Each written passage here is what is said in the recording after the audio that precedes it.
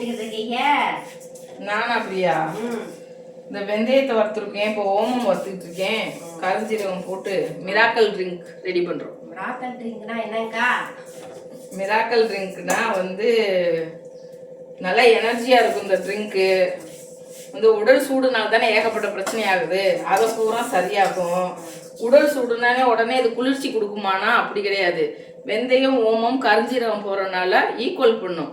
நான் உடம்புக்கு தகுந்த மாதிரி உனக்கு எவ்வளோ ஹீட்டு தேவை, எவ்வளோ குளிர்ச்சி தேவையோ அதை தான் சரி பண்ணும். சளி பிடிக்கிறது போகிறதெல்லாம் வச்சுருக்காது. ஈரலுக்கு ரொம்ப பலனாக இருக்கும். முடி நல்லா வளரும். ஹார்ட்டில் வந்து ரத்த குழாய் வந்து கட்டியாக ரத்தம் நின்றுக்குதுல, அதெல்லாம் இல்லாமல் ஹார்ட் அட்டாக் வராமல் ஏகப்பட்ட விஷயத்துக்கு சரி பண்ணும். நம்மளை சுறுசுறுப்பாக வச்சுக்கும். ரொம்ப நல்லா இருக்கும் இந்த ட்ரிங்க்கு. எங்கள் அப்பாவுக்குலாம் இது நல்லதா? பெரியவங்களுக்குலாம் உங்கள் அப்பா அவங்க குடிக்கலாம். ஏன்னா இது சுகர் வந்து குறையும், சுகர் லெவலை குறைக்கும். ஆனால் பெரியவங்க சாப்பிட்டா ரொம்ப நல்லது. அவங்க இன்னும் நல்லா சுறுசுறுப்பாக நல்லா இருப்பாங்க. எங்களுக்கு ஒரு 1/4 கிலோ, எங்கள் அப்பாவுக்கு ஒரு 1/4 கிலோ கொடுங்க. சரி, உனக்கு 1/4 கிலோ, உங்கள் அப்பா 1/4 கிலோ. சரி, சுடுதண்ணியில் ஊற்றி அதை நான் சொல்லியிருக்கேன் எப்படி குடிக்கணும்னு.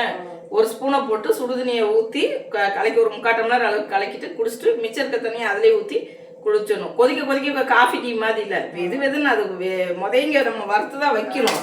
அதனால அது வெதுன்னு இருக்குங்க. அன்னைக்கு ஒரு நாள் கூட வந்து நான் குடிச்சு பார்த்தோம்ல, 3 நாளைக்கு முன்னே தீந்துருச்சு. அதான் கேட்டாங்க, சரி அதனால ரெடி பண்ணேன். உனக்கு கொடுக்குறேன். உனக்கு 1/4 கிலோ, அப்பா உங்களுக்கு 1/4 கிலோவா?